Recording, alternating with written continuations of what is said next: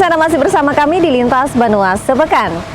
Dinas Lingkungan Hidup Provinsi Kalsel bersama Dinas Perumahan Rakyat, Kawasan Permukiman dan Lingkungan Hidup HSS, serta komunitas pecinta anggrek di Kalsel membangun pusat konservasi anggrek di Desa Tumingki, Kecamatan Loksado.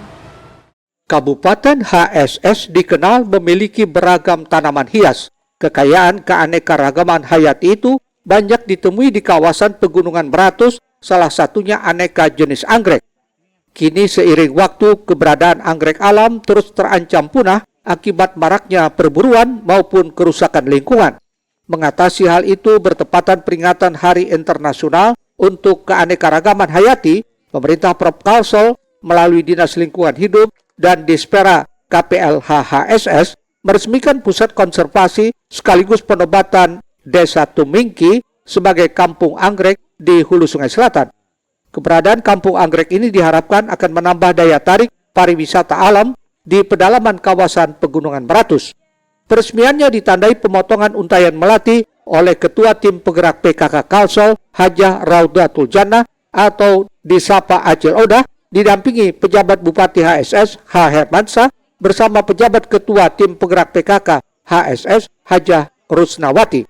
Dari data BKSDA Kalsel, sedikitnya ada 252 jenis anggrek alam atau anggrek spesies di hutan Kalsel, dan 5 jenis diantaranya dilindungi seperti anggrek tikus, anggrek bulan, anggrek hitam, dan anggrek tanah kuning. Aneka anggrek baik hybrid maupun anggrek spesies khas Meratus ditangkarkan di pusat konservasi itu dan sebagian banyak yang sudah berbunga. Pada kesempatan peresmian kampung anggrek di Loksado ini diumumkan jenis baru anggrek yang diberi nama anggrek Dendrobium Acil Odah Beauty. Jenis anggrek baru ini hasil silangan 2 jenis anggrek Dendrobium, yakni Discolor dan apel ireng, dan anggrek ini diperoleh melalui kerjasama DPD PAI Kalsel dengan penyilang anggrek nasional. Mudah-mudahan ini bisa dipromosikan ya melalui berbagai media sosial bahwa di sini ada ya pelestarian keanekaragaman hayati dan juga anggrek. Dan juga karena ini namanya Raudatul Jannah, harapan kita kedepannya mudah-mudahan ini Taman Anggrek akan menjadi Taman Surga. Amin ya rabbal alamin. Abdiansyah Kanangan melaporkan untuk Banjar TV. Ya pemirsa, dari informasi lainnya, mahasiswa IPKIP ULM Prodi PPKN Angkatan 2023 menggelar kegiatan Lomba Cerdas Warga Negara atau Cerdas Cermat Kewarganegaraan. Diikuti oleh 29 sekolah tingkat SMA atau MA sederajat se-Kalimantan Selatan. Guna membangun kesadaran akan hak dan kewajiban generasi muda sebagai warga negara yang paham nilai Pancasila, Program Studi Pendidikan Pancasila dan Kewarganegaraan PPKN FKIP ULM menggelar Lomba Cerdas Warga Negara atau Cerdas Cermat Kewarganegaraan. Lomba ini diinisiasi mahasiswa Prodi PPKN Angkatan 2023 sebagai bagian dari tugas Project Based Learning mata kuliah ilmu kewarganegaraan. Lomba dibuka langsung Wakil Dekan Bidang Kemahasiswaan dan Alumni Ali Rahman di Lab Prodi PPKN FKIP ULM di Banjarmasin. Diikuti 29 sekolah tingkat SMA dan MA sederajat se-Kalimantan Selatan. Kepala Prodi PPKN Mariatul Kiptiah menjelaskan kegiatan ini untuk meningkatkan pemahaman dan kesadaran para peserta terhadap nilai-nilai Pancasila, Undang-Undang Dasar 1945, serta berbagai aspek penting dalam kewarganegaraan sekaligus mempromosikan program studi PPKN. Jadi untuk kegiatan hari ini yaitu adalah cerdas warga negara, yang mana tujuan yang pertama tadi adalah konteksnya untuk membekali mahasiswa di dalam memanage organisasi gitu ya, dan memanajemen berbagai hal keterkaitan dengan bekal kedepannya. Nah kemudian yang kedua tentunya karena ini bersifat lomba, karena itu adalah melibatkan para siswa yang ada di Kalimantan Selatan khususnya yang SMA dan sederajat, sehingga mereka juga bisa mengembangkan bagaimana konteksnya dengan cerdas warga negara tersebut, dan juga yang paling penting adalah untuk mensosialisasikan program studi pendidikan Pancasila dan kewarganegaraan FKIP ULM. Selain itu menjadi ajang bagi mahasiswa untuk mengasah kemampuan berpikir kritis sebagai bekal ke depannya untuk bisa memanage sebuah organisasi. Sementara itu, Wakil Dekan Bidang Kemahasiswaan dan Alumni Ali Rahman memberikan apresiasi terhadap pelaksanaan lomba yang diharapkannya terus berlanjut dengan peserta hingga ke level mahasiswa. Sekali lagi kami sangat mengapresiasi kegiatan ini. Semoga ini akan terus berlanjut. Mungkin nanti akan meningkatkan olehpadian bukan hanya tingkat SMA, tetapi juga pada level mahasiswa. Diketahui kegiatan ini rutin digelar setiap tahun sebagai pemenuhan tugas berbasis proyek. Ridho melaporkan untuk Banjar TV. Sementara itu pemirsa, setelah melewati rangkaian yang menegangkan pada perlombaan cerdas warga negara yang digelar mahasiswa angkatan 2023 Prodi PPKN IPKIP ULM, akhirnya SMA Negeri 2 Banjarmasin berhasil keluar menjadi juara pertama. Sementara itu, setelah melewati berbagai rangkaian babak, mulai dari penyisihan, perempat final, semifinal, dan final, yang mempertemukan 3 tim yakni SMA Negeri 2 Banjarmasin, SMA Negeri 10 Banjarmasin, dan SMA Negeri 4 Banjarmasin. Pada final lomba cerdas warga negara ini, para peserta yang tersisa harus menghadapi 3 sesi, yaitu sesi soal jawaban, sesi lempar jawaban, dan sesi rebutan soal. Masing-masing sesi diisi dengan pertanyaan yang menuntut pengetahuan luas, kecepatan berpikir, serta keputusan yang tepat. Pada sesi soal jawaban, ketiga tim tampil dengan percaya diri dan menjawab pertanyaan dengan penuh ketelitian. Suasana semakin memanas saat sesi lempar jawaban karena setiap tim berusaha memanfaatkan peluang dari kesalahan tim lainnya. Dan sesi terakhir ini menjadi puncak ketegangan, pasalnya ketiga tim tersebut beradu kecepatan untuk menekan bel dan memberikan jawaban yang benar. Namun akhirnya SMA Negeri 2 Banjarmasin mampu memposisikan sekolahnya menjadi yang pertama pada lomba tersebut. Dengan perolehan 3.408 poin, disusul tempat kedua SMA Negeri 10 Banjarmasin dengan perolehan 3.262 poin, dan SMA Negeri 4 Banjarmasin hanya berada di tempat ketiga dengan perolehan 3.225 poin. Usai menjadi juara, tim SMA Negeri 2 Banjarmasin mengaku bersyukur karena usahanya menjadi hasil. Alhamdulillah senang sekali karena dari pagi sampai sekarang alhamdulillah kami dapat juara 1. Ridho melaporkan untuk Banjar TV.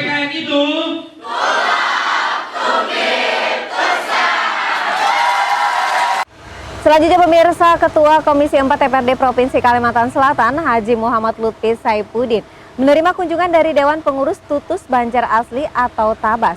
Kunjungan silaturahmi sekaligus meminta dukungan terkait akan digelarnya seni budaya Kuntau ini, berlangsung di ruang rapat Komisi 4 DPRD Kalimantan Selatan.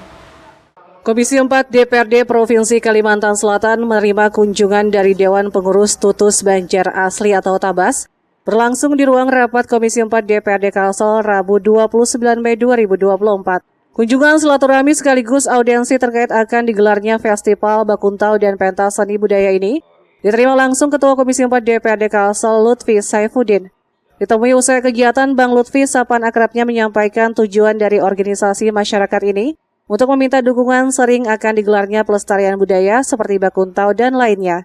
Sebagai wakil rakyat, Lutfi mengaku siap mendukung, bahkan Lutfi berharap tidak hanya dari DPRD, melainkan instansi terkait di pemerintah provinsi bisa memberikan dukungannya.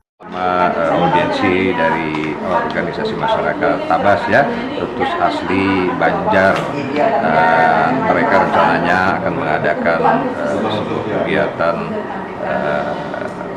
pelestarian kebudayaan, yaitu dengan festival Bakuntau dan mungkin seni budaya lainnya, dan mereka meminta dukungan, dan tentu saja kami dari Komisi 4 yang memang membidangi budaya sangat menyambut baik rencana ini, dan mudah-mudahan seluruh stakeholder dari pemerintah Provinsi Kalimantan Selatan juga bisa memberikan dukungan seperti itu. Lebih jauh, Lutfi menjelaskan Kuntau adalah seni bela diri tradisional masyarakat suku Banjar yang berasal dari Kalimantan Selatan. Oleh karena itu perlu dilestarikan agar keberadaannya tidak punah dimakan zaman. Tim Liputan Banjar TV. Pemirsa, puluhan ribu jemaah tumpah ruah menghadiri Bangkalsel berselawat bersama Habib Syekh bin Abdul Qadir As-Segaf di Masjid Raya Sabila Muhtadin, Banjarmasin. Acara berlangsung lancar dan tertib serta jemaah tampak penuh khidmat dalam lantunan sholawat.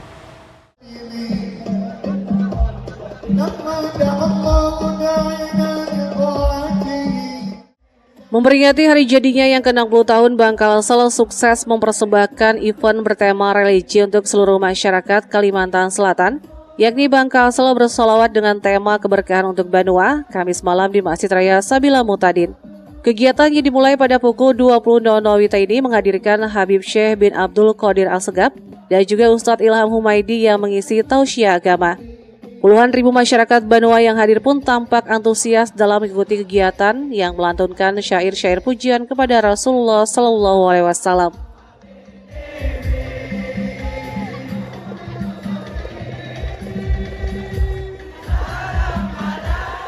Dalam sambutannya, Direktur Utama Bangkalsel Fahrudin berharap dengan kegiatan ini seluruh warga Kalsel mendapatkan keberkahan. Tema semarak selalu bersama untuk bergerak. Mudah-mudahan ini juga menguatkan kami di internal dan membawa perbaikan selalu dan untuk keberkahan Banua. Hari ini juga tadi Habib berkesempatan meresmikan Masjid Bangkalsel yang selesai kami bangun 2 lantai dan namanya diberikan langsung oleh Ustadz Ilham Humaidi, dinamakan Ihsanul Barokah. Semoga ini bisa menjadikan bank lebih baik dan memberikan keberkahan yang semakin besar bagi banyak. Amin. Jadi melaporkan juga kepada Pak Sekda, alhamdulillah modal Bank Inti Bangkalsel Pak Sekda sudah terpenuhi 3 triliun dan insya Allah Bangkalsel tidak akan menjadi WPR ya Pak Fajar. Alhamdulillah, dan pada kesempatan ini juga kami sampaikan bahwa acara ini dilaksanakan merupakan rangkaian dari hari jadi dan mungkin banyak lagi acara-acara yang akan kami laksanakan. Mudah-mudahan juga setiap tahun rutin kita melaksanakan acara seperti ini. Sementara Gubernur Kalsel diwakili Sekda Roy Rizali Anwar mengingatkan masyarakat untuk sama-sama menjaga tali silaturahmi sekaligus memperkuat keimanan kepada Allah Subhanahu wa taala dan berharap semua yang datang mendapat syafaat baginda Nabi Muhammad SAW.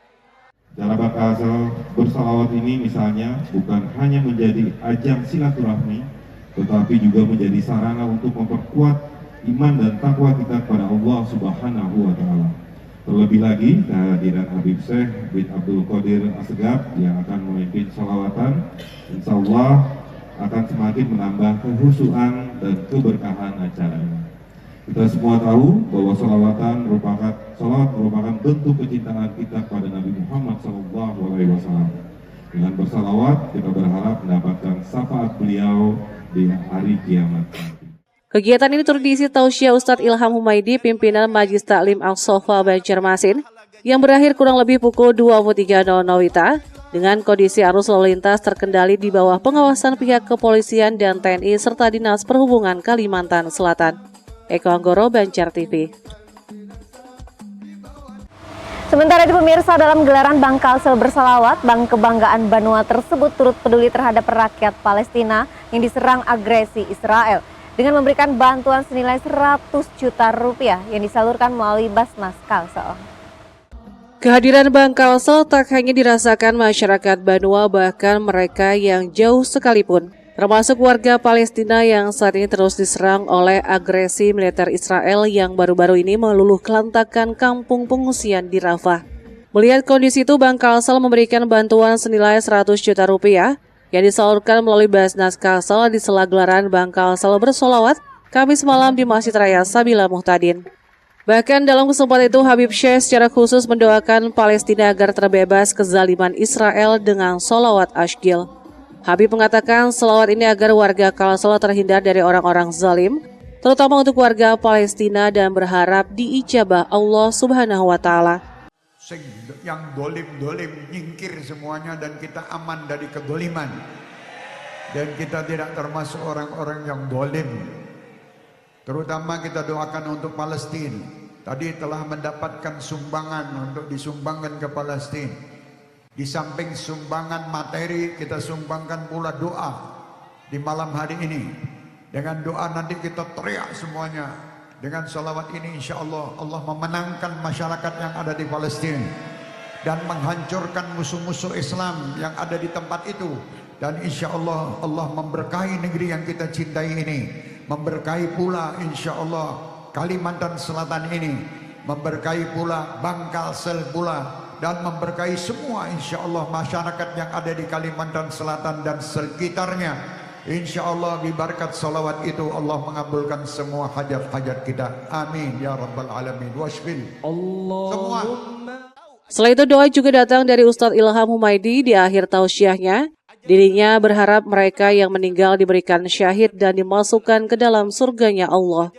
Dan mudah-mudahan Islam wal muslimin dijayakan oleh Allah.